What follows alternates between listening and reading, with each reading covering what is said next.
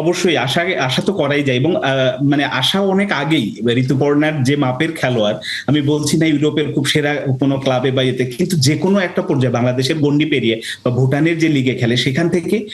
অন্য কোনো ভালো দেশের ভালো লিগে খেলার যোগ্যতাটা ঋতুপর্ণার আছে। অন্য অনেক খেলোয়াড়ই আছে, কিন্তু এইরকম একটা মঞ্চ থেকে যেখানে এশিয়ার 12টা সেরা 12টা দেশ খেলছে এবং অন্য বিভিন্ন দেশের এশিয়ার বড় বড় ক্লাব বলি ইউরোপের ক্লাব বলি নজর তো রাখেই কোন খেলোয়াড়টা কেমন খেলছে, যদি তাকে এভাবে পাওয়া যায়, তো সেখান থেকে যদি ঋতুপর্ণার ভাগ্য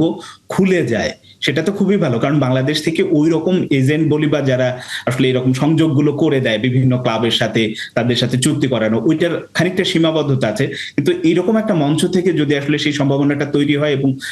ঋতুপর্ণারা সেটা কাজে লাগাতে পারে, সঙ্গে ফুটবল ফেডারেশন হেল্প করতে পারে এই কাজগুলোতে, আমরা আশা তাহলে করছি তাদেরকে অবশ্যই ইউরোপে ঋতুপর্ণা মতো জায়গায় দেখতেই পারে, সেটা আসলে হওয়া সম্ভব যেভাবে অবশ্যই মেয়েরা আসলে এশিয়ান কাপটা খেলছে।